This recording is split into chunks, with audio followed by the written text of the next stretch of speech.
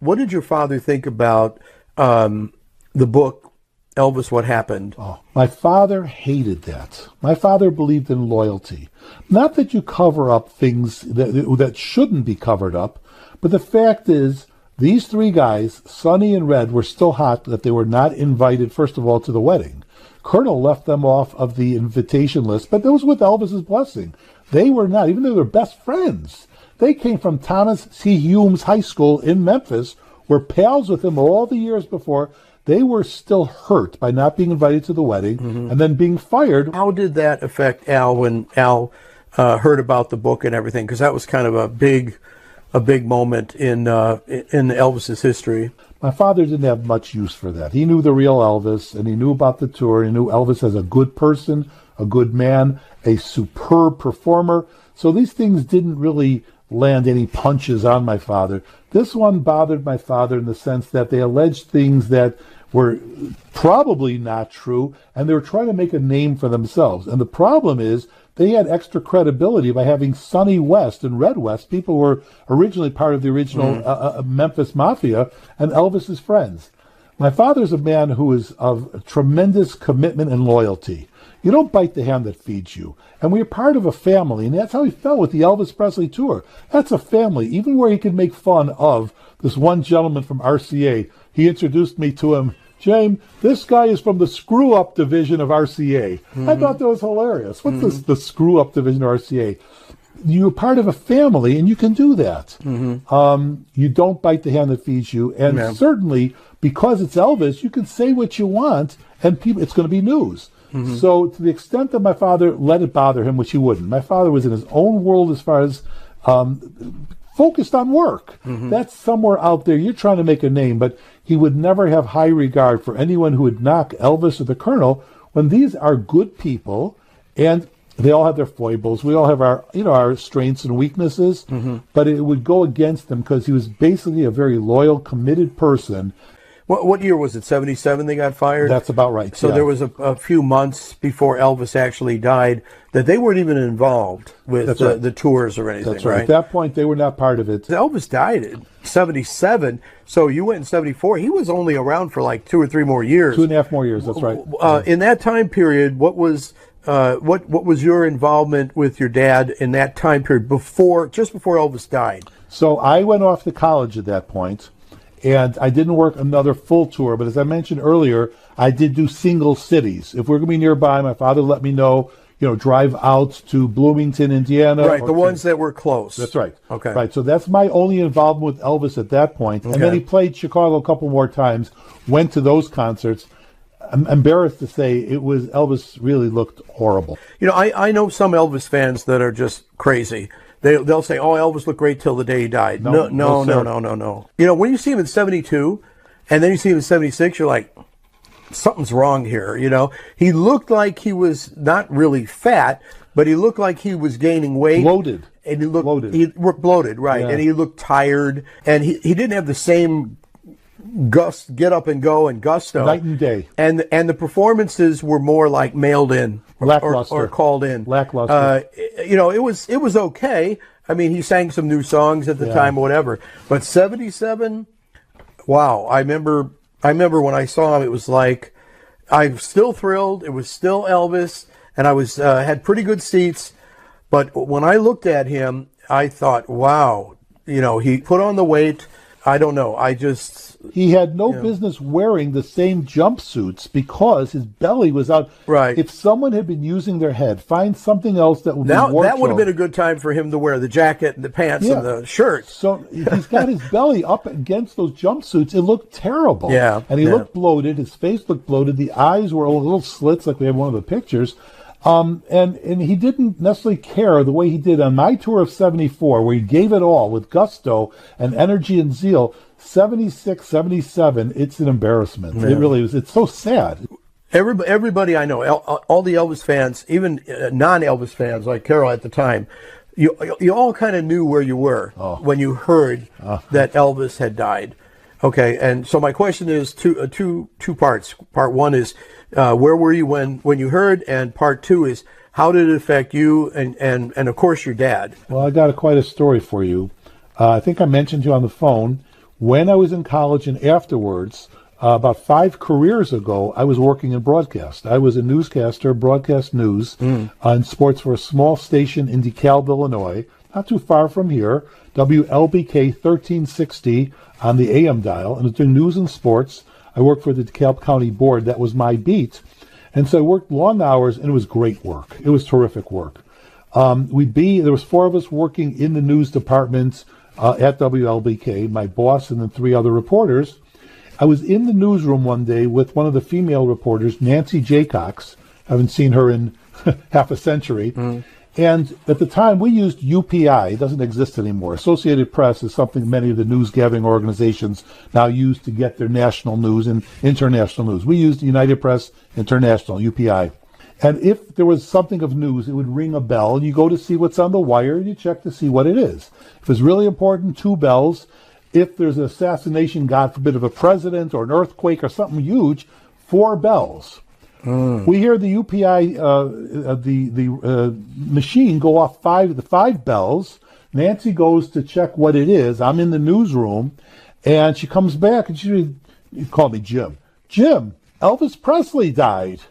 My first reaction was, in the newsroom, come on, that's a rumor, and I'm treating it like it's the National Enquirer. Then it occurs to me, wait, this is the UPI wire of national and international news. This is not the Enquirer or People magazine. This is the UPI. I said, wait. Now, I knew in those days, no one had cell phones. There's not even the idea of cell phones.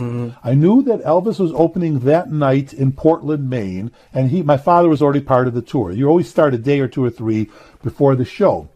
I have no idea how to get a hold of my father in Portland, Maine. I'm working in DeKalb, Illinois. He's in Portland, Maine. But I call my mother's house. I call the house. Mom, it's me. I didn't tell her anything because the news was not out yet. As a news organization, we got that from UPI, but no one knew anything. So I didn't say anything. I didn't think it was real. This is not the Enquirer. This is UPI. So now I'm thinking, I don't know how to get a hold of my father. He's somewhere in Portland, Maine. I don't know. I'm in DeKalb, Illinois. I call my mother's house. Ma, it's me. Hi. How can I get a hold of Dad? Why? Everything all right? I think I just need to talk to him something about with Elvis. All right, here. And she's got his hotel and the information. Gives it to me. I call from the newsroom. I'm still in the newsroom at WLBK. And I reached him. I can't believe I get him in his room. Dad, hi, it's me. Is it true? That's all I said. Is it true? My father is as subdued as he's ever been in his life. Yes, Jane, it's true. In a minute, I'm going down to the colonel's room. We're going to figure out what to do. And this is how it played out. I said, I don't believe it. How? He said, Jane, I have no answers for you. Call back in 2 hours, and I'll know more. Because now they have to refund the money and all that. I mean, they're supposed to open that night. Elvis was supposed to fly from Memphis, from Graceland that day to Portland, Maine, and open up that night. I called back a couple hours later, and they're doing what they need in order to refund the money, cancel the tour, do everything they need to, and start to prepare for a funeral. My father allowed me to have the only interview with him, since I was a newsman working for LBK, WLBK. He turned down Bill Curtis. He turned from, at the time, Channel 2 News, WBBM. He turned down Roy Leonard from WGN Radio, and he gave me the only interview. I think he was afraid that Elvis's death shouldn't be exploited, that other people are going to make their names, although there's already big names, Roy Leonard and certainly Bill Curtis. But he allowed me to have the story and interview him about what did you learn, how did you feel, what are you doing. It was very general because the details for the funeral had not yet been set. So I had the only story that was with someone from the Elvis show. I made the mistake of not putting it on the national wire. I could have and should have. Plus, one of my colleagues there, Art Swanson, with the other news reporter, said, Jim, you got to do something with this. You cannot be interviewing Al Dvorin and you sign off. This is James Dvorin reporting. It's going to confuse the listeners. I don't remember what I did about that, but I certainly had the one interview with my father at the time, and he just sounded like a broken man, just subdued as you'd expect. And how was it the time that followed after that? I mean, obviously you had the first initial shock. Did Al end up going to the funeral? Was there, what happened like after it was confirmed? If you see the video of Elvis's funeral, which is massive, you think royalty, the King of England or the president, it is maybe even bigger than that. Mm-hmm. All of Memphis and all the world, Elvis was the king. The funeral was like a state affair. And people are plunged into despair and depression and sadness. People who are just fans are crying their eyes out as if they lost their mama. My father was part of it, and the way he would describe it, you see these 6 limousines. There were a number of them. He was in number 6. He was in the 6th Cadillac, the 6th limo behind the hearse, and he was one of the pallbearers, although they had honorary pallbearers because you couldn't get near you.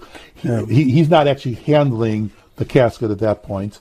It was just an affair not to be believed. You've taken a reality and shattered the reality. Yeah. Elvis dying, like that, forget that he was overweight and he was out of shape and he literally looked pretty terrible. Mm-hmm. It's Elvis Presley at 42 years old. I know. It defies belief. Yeah. I was driving a truck for an auto parts store, and Larry Lujak, you know who Larry Lujak is. Course. You're from Chicago. Yes, sir. He was a very popular afternoon show. Mm-hmm. I just remember all of a sudden he comes on the air and he says, word is out of Memphis, Tennessee, that Elvis has been taken to Baptist Memorial Hospital. We'll have more on this later. And I'm like, what? And then, they played some songs. Then within, I don't know, maybe 2 songs, Larry Lujak came back on and said, Elvis Presley has died. I think everybody knew where they were. Because it wasn't too long after that, and we're going to go a few years after, where like that book came out that Elvis is alive. Gail Brewer Giorgio had said that Elvis was still alive. She had a recording. What was your dad's thoughts on all that crazy crap that he was still alive? There you go. You just said it. Crazy crap. Mm-hmm. People need to make a splash. People have all sorts of theories. If Elvis died and he's gone already, now the news has come and gone. Mm-hmm. It's only news if you say Elvis is still alive. You're a crackpot. Elvis is gone. It's sad. It's tragic. It's heartbreaking. But my father didn't have the time of day for that. This is just people wanting to make a name for themselves. People coming out with books and all kinds of theories Elvis is alive. You know what? Go about your business and go do something constructive. You're trying to make a name for yourself. Come on. I was around when the Beatles all said that Paul McCartney was dead. Yeah, Paul is dead. And if you played the record backwards and all that stuff. Yeah. And I it was a pretty good gimmick. Maybe it sold a lot of extra records. but you can't, as an average person, you can't help but go, wow, could that actually be? So I remember in the movie, This Is Elvis, there's a scene where Joe runs up the stairs. Joe was one of the guys who found the body. So I was a little embarrassed, but I had to ask him. I went up, and this is before Joe and I got to know each other really well. I kind of said, so Joe, can you put an end to all this crap? He says, don't say another word. Yeah. It's all crap. He says, Elvis is gone. He says, I saw him. He's gone. And then, that's it. Now, to me, anything else now, because to this day, there's still somebody will say, oh, you know what? There's this guy in Texas and he's Elvis. I'm like, yeah, right. I mean, I heard it from the man who saw the body. I'm done. That's right. Listen, there are people who think JFK may have still been alive, Marilyn Monroe, Elvis Presley. They're crackpots out there. Well, JFK could be alive, but he was painted black, and he's in a retirement home, right? And in Bubba Hotep, remember? Did you ever see that movie, Bubba Hotep? No. Where Elvis is still alive. It's actually a comedy horror film, and those of you viewers, if you haven't seen Bubba Hotep, it's funny. It's funny, but it's actually if Elvis had lived, what happens to him in that movie could have happened. But you knew that it was going too far. When Ozzie Davis is a black actor, he shows up and says, I'm John F. Kennedy. And then Bruce Campbell, who plays Elvis, said, but you're black. He says, they painted me this color. The fact is, I think what hit him, I heard it in his voice when I spoke to him, and he's up there in Maine, and it was a kind of voice I've never heard from him before. Mm. We're all sitting and we're going to figure out what to do. Yes, it's true. And I don't think he ever said the words. Dad, it's me. Is it true? Yeah. That's true, and we're talking about the same. We're almost too morbid to say. Yeah. I'm going down to the Colonel's room. Call me back in a couple hours. I'll have more for you. Yeah. Yeah. Well, you know what? Your dad was, kind of a high-powered steam engine when it came to Elvis and everything. From all the times I talked to him, and it just took the steam out. That's exactly right. All of a sudden, it all dropped. It's like, wow, the thing that drove the engine, it's gone. That's exactly right. Yeah. That's right. Elvis created such an electric kind of experience around him everywhere he went. People made money having nothing to do with Elvis. So if Elvis came to town, the hotels, the coffee shops, the diners, the all-night cafes, everyone's making money. And it's not in a bad way or anything like that. After Elvis was gone, he kept the agency. Is that right? And Yes. and I know that he represented, or he was involved with Sinatra on tour and John Denver, and of course my favorite guy, Harry Chapin, right. which I never saw, and I'm so sad because he died. You know, I kept saying, "Oh, I'll see Harry one of these days," and then I'm working at a nightclub, and all of a sudden one night they said he died in this terrible car accident. Two-part question: what was it like? What happened with Al when he was working with those names, and then how long before Al decided to retire or stop the agency? That came later on, so because he stayed busy for a long time. Because of his connection with Jerry Weintraub handled everyone you've just mentioned. Mm-hmm. He became the personal manager for a short time with the Carpenters. My father was not involved with. So my father then was hired, because of the connection with Jerry Weintraub, to do the promotions and the merchandising for each of the ones you've mentioned. Interesting thing is, and I think on the phone we spoke about this, only one time that I'm aware of, an Elvis tour came in conflict with the John Denver tour. Mm-hmm. He hired me and another few others, one of the bootleggers, by the way. The guy was a hard-working bootlegger. My father hired him, got permission from the head guy, says, "Your guy Junior, he's a hard worker, good seller. Can I buy?" He says, "Sure, by all means." We worked on the John Denver tour in Nashville at the Grand Ole Opry when my father had to leave to go to Elvis. Elvis was his number one loyalty. The commitment was to the Colonel and Elvis, of course. Mm-hmm. But he left us in charge of the merchandise and the souvenirs and what we needed to do. And we're there at the Grand Ole Opry a few days. Mm-hmm. And the difference between the backstage at the Elvis show and John Denver is night and day. John Denver is backstage. He plays ping pong with you. You've got sandwiches. You go over and talk to him. It was night and day. But it was interesting in that way. He had the agency open, was still doing not as much. He was not as actively involved in showbiz. But still, because the agency was there and he was a big name, he would be booking things out of town and all that. And that was almost to the end. Did he retire, though? Did he, at some moment, did he wrap everything up for the agency? No, not as long as he was alive. He still had that going and was busy remotely, let's call it that way. I heard through the grapevine that Ed Banja had started doing the clubs in Memphis. Was he instrumental in talking your dad into going? Because that's what I heard. I heard Ed Banja. Ed said, hey, I do it, you should do it. My father started in '94 because I know we went down to Memphis with him. Mm-hmm. There was my mother, my father, myself, and my oldest son. My oldest son has a lot of my brother in him in terms of organization and being able to work the merchandise. He was categorizing for my father. This is my father's grandson. He was young, but he had organizational skills. And he's putting things in different categories. My father had the stuff, but wasn't always good at organizing. We went down to Memphis '94, and that was the very beginning. My father's booking us into a hotel in Memphis. And wait, where is he? Where is he? Where is he? I send my son in to find out where he is. You're not going to believe it. He's signing autographs in the lobby. And that was a sign of things to come. Elvis has left the building, and they know the voice. They know the look. He had a very distinctive look when he came out on stage. And if you've been to an Elvis concert, it's Al Dvorin. I don't think he was ever to the point where he thought he was super special. He was still down to earth. I think it was the very first time Al set up with us.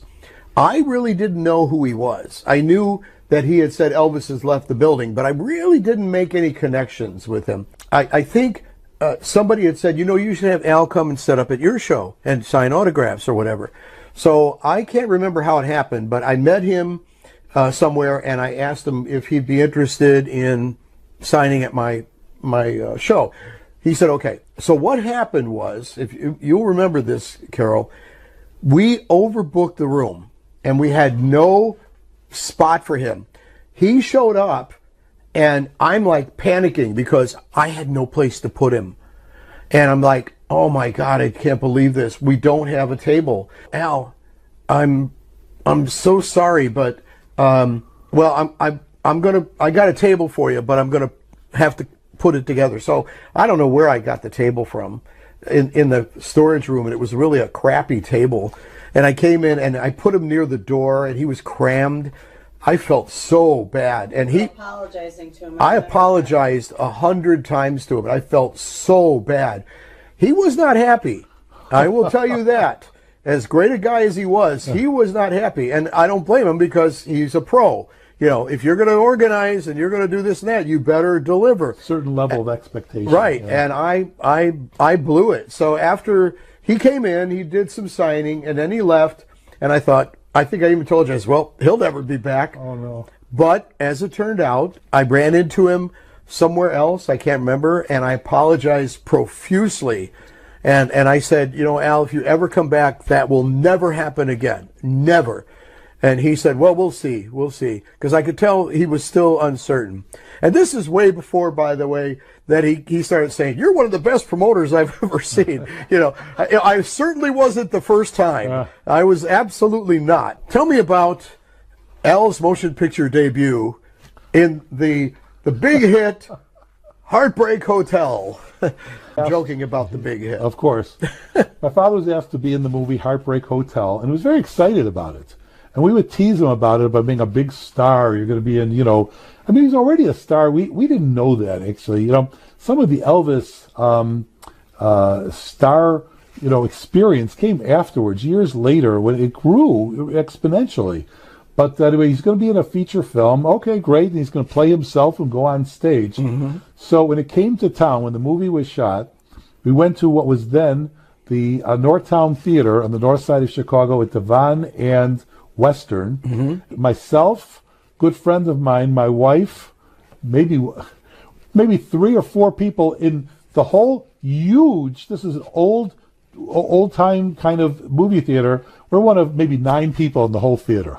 And the movie is not second rate. The movie's just a horrible movie. And my father goes on the stage, you know, in the movie, and we're all excited. Yeah, we're cheering, you know, and that's it. In the back row, there's an Elvis impersonator sitting there all decked out in the jumpsuit and all that, and said, this is just too weird.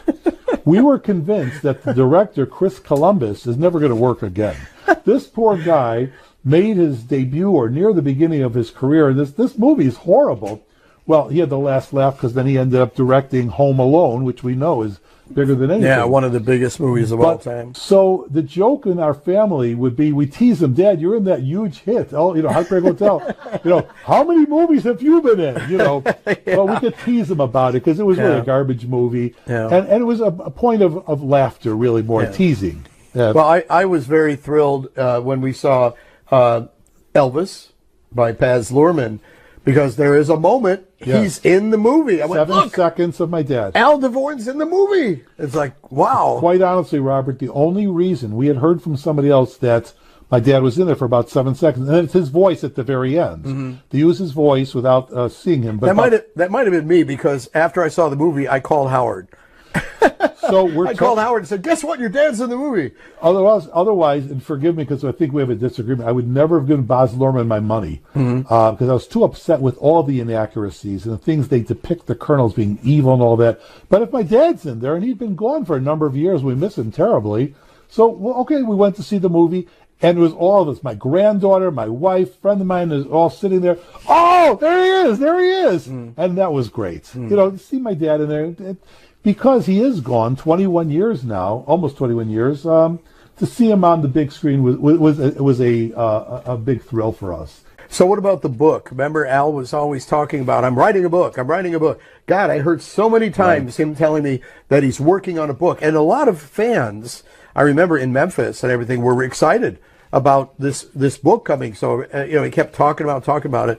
And what happened? My father had enough material for 10 books. Not only for himself, but all the different people he had booked in his own theatrical agency. Mm-hmm. I never knew he knew Chico Marx. Oh, yeah, he was up in my office the other day. He didn't talk about these things. I had no idea that he knew Toady Fields. If you remember Toady Fields, the comedian. Yeah, the heavyset. Exactly. Yeah. She'd be on Ed Sullivan all the time. He didn't talk about it. It was just work for him. And I didn't know he knew all these people. Every once in a while, if we're watching Ed Sullivan, old Sunday nights, oh, yeah, he was in my office the other day. Just very matter of fact. Yeah. We didn't know that. So with the book, he talked about it forever. And he asked me about writing the book. My background was in journalism, that's why I went to work for the radio station. But I would write the book for him. And my sister-in-law, Shirley, whom you know, her background originally is in journalism. So you have enough people who can write for him.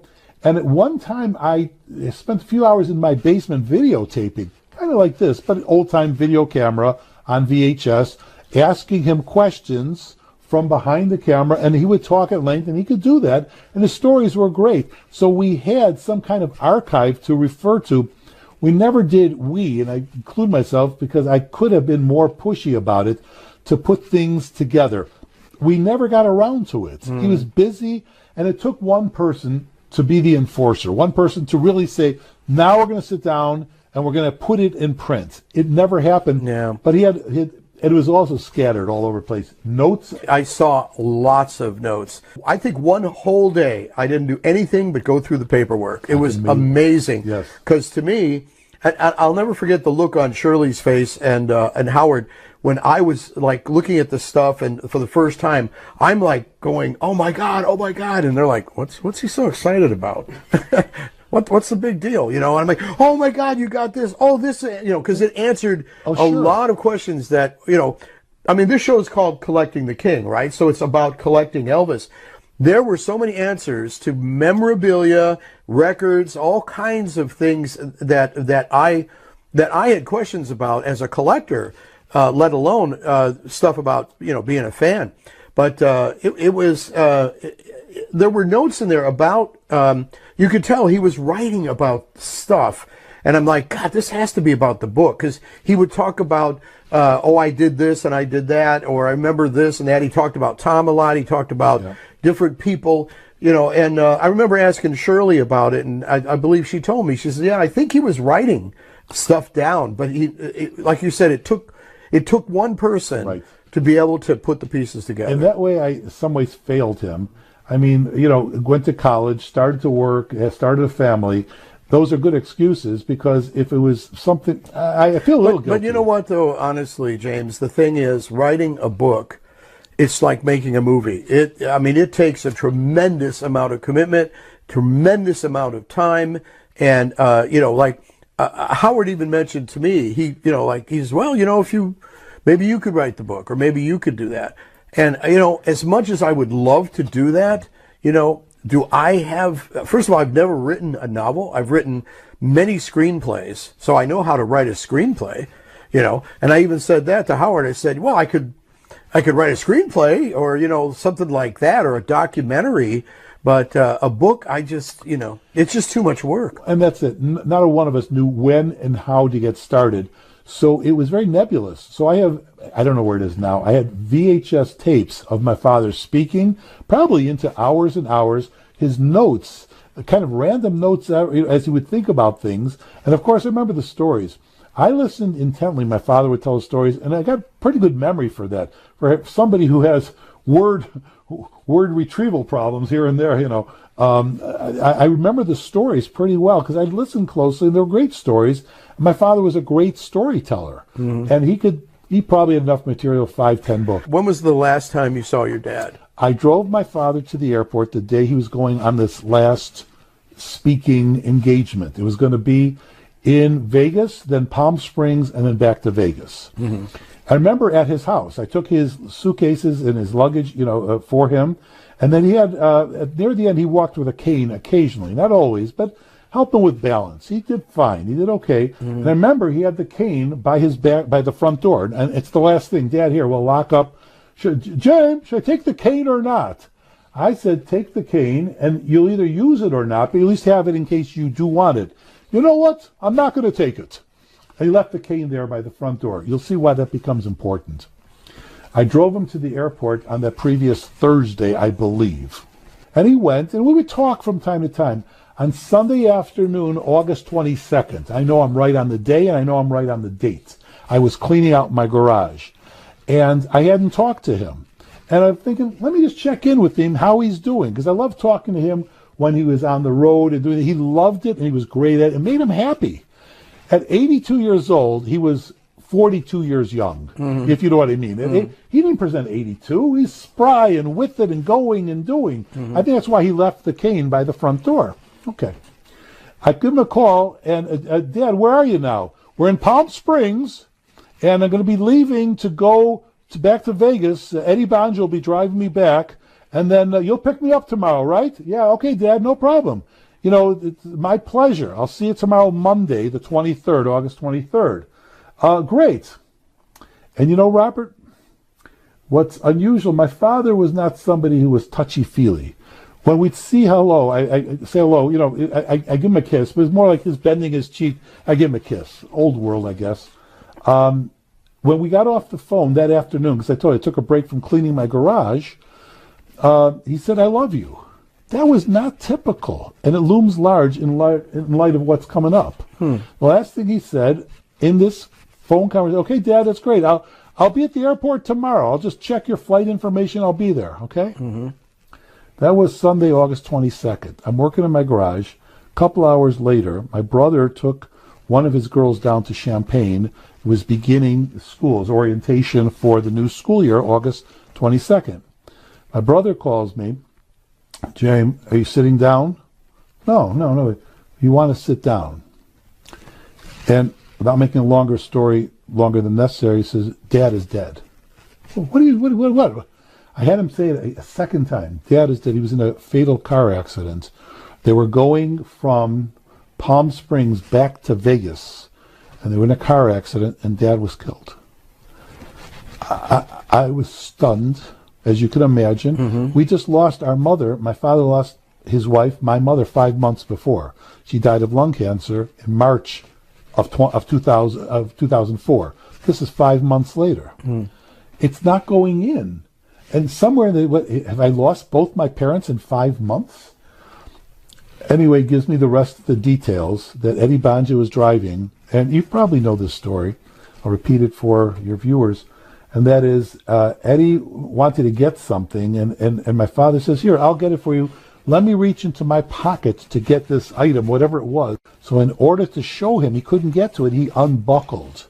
He unbuckled at a time, the timing couldn't have been worse, where they were making a curve at a very high speed, and they didn't make the curve.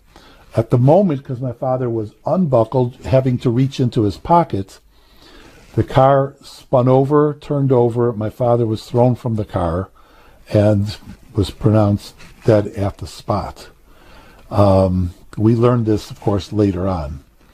It was beyond belief, because my father was bigger than life. If we talk about Elvis being Elvis's superstar status, my father in his own way, the things we've talked about, within one body, to have someone who has the record keeping, who has the preparedness, he always had a right way of doing things. It could be from making a bank statement accurate or to checking out a contract. He had the right way to think it through, and there's always the best way to do it. That was my father. To his goodness, he was a good man. He also, like the colonel, took care of busboys and the waitresses, was kind and good. And while he could tell great stories, he was a great listener. He would probably not remember your name, but when you told him, oh yeah, I went to Ohio State, I was in Columbus, oh I remember, you're going to speech pathology. Yeah, that's right. He'd remember your situation, maybe not your name, but he remembered your story. And it was amazing. He was a great storyteller and a great listener, which not every storyteller is. He was a good listener and a good guy. So I couldn't believe he was gone. And then, of course, of getting his body back from California to Chicago and funeral.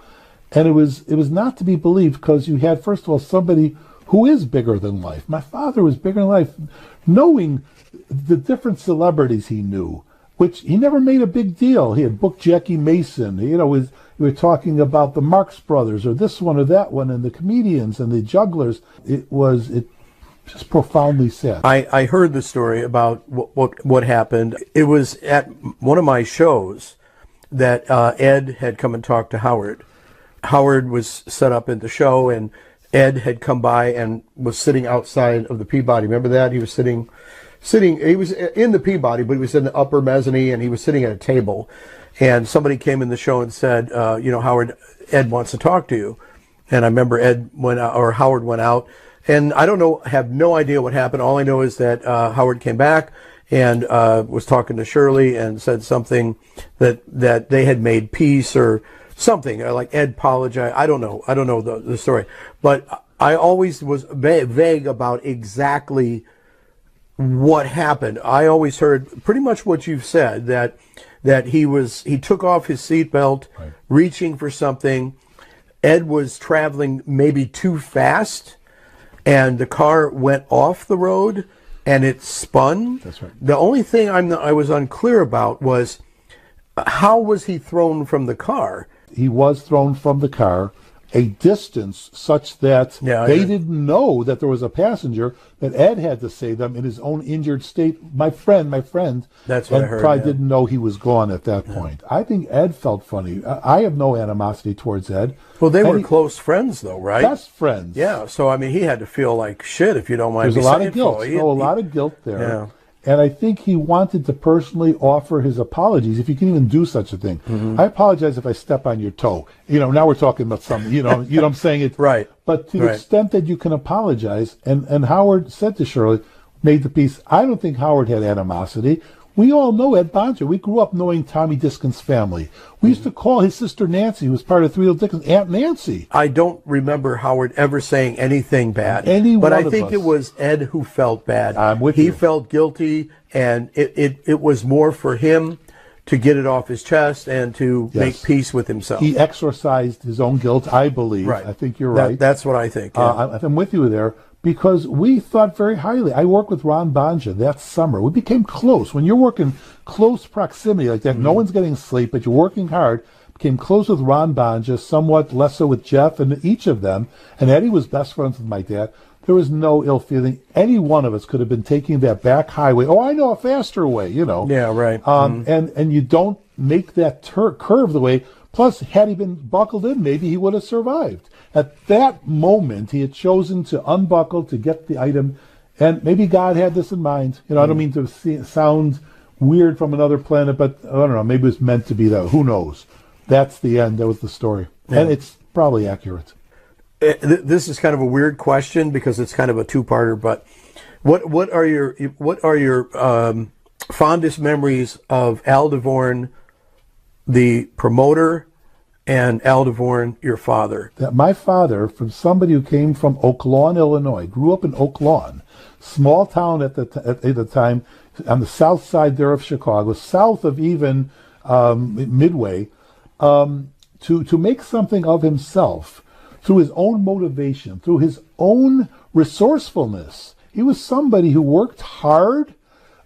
He put things together. That's what I was telling you before about finding the best way to do something. That he could book things in Los Angeles, Portland, Oregon, in Seattle, in Dallas, Texas, from his modest little office, first at 54 West Randolph, then he moved near Evanston.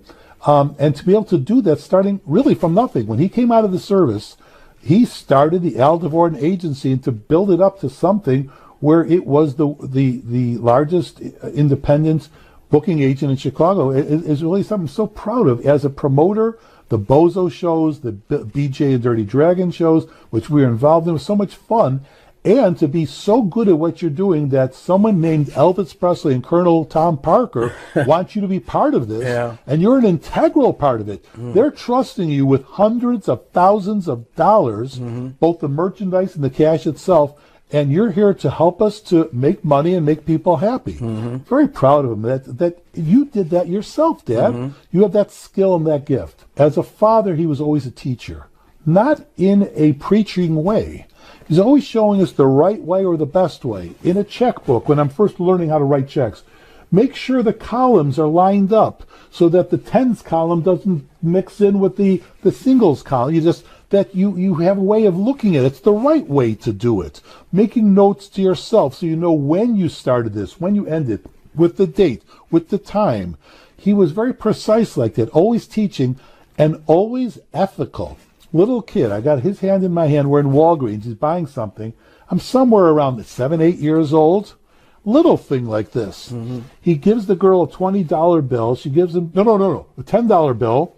He gives him a $10 bill. She gives him change. Says, sweetheart, as only he could.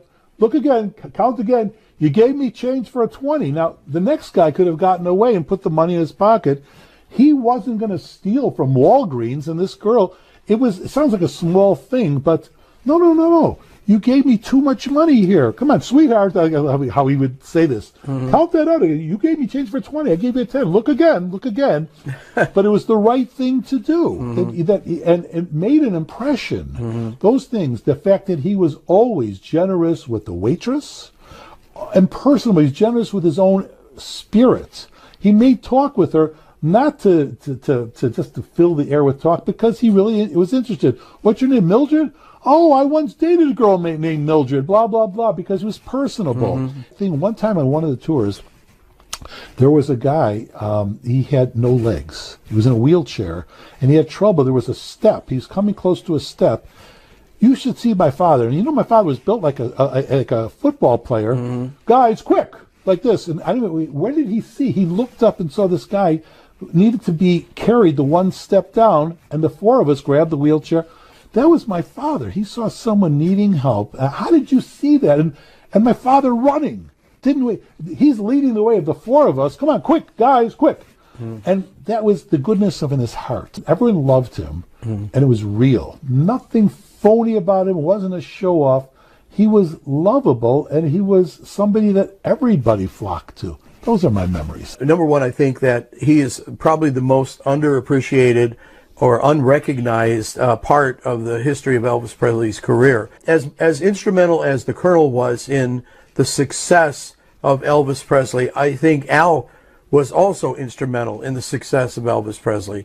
So I think he's very underrated. I mean, I always praise him a lot, not just because we were friends and because I'm good friends with Howard and Shirley, but because now that I know about him, once you know what I know, when you see all the paperwork and you read all the things I've read about him, there is a book in there.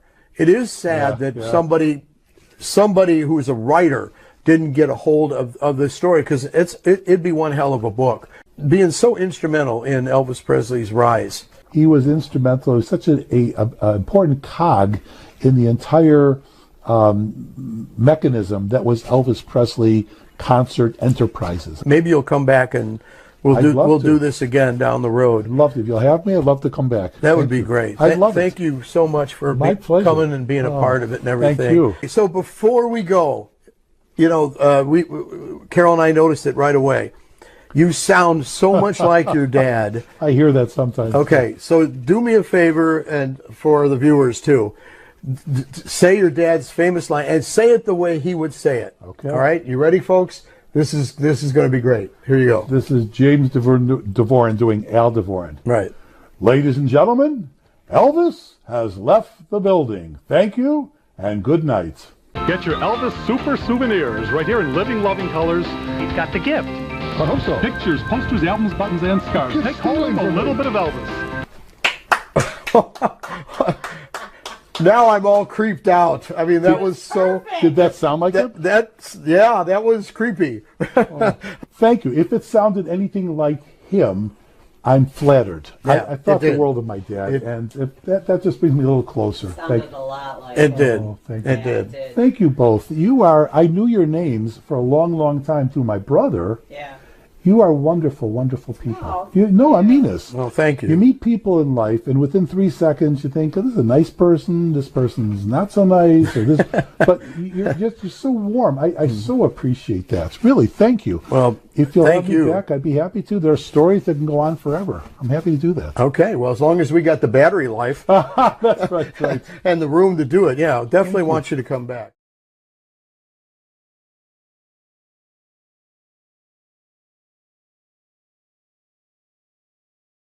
I want to again thank James Dvorin for being on the show and allowing me to interview him, and for sharing all of these great, entertaining, and wonderful memories about his father, about the entourage, about the Colonel, and about Elvis. Thank you for watching, and don't forget to hit the like button and subscribe to the channel. I'm Robert Alaniz, and I'm done. For now.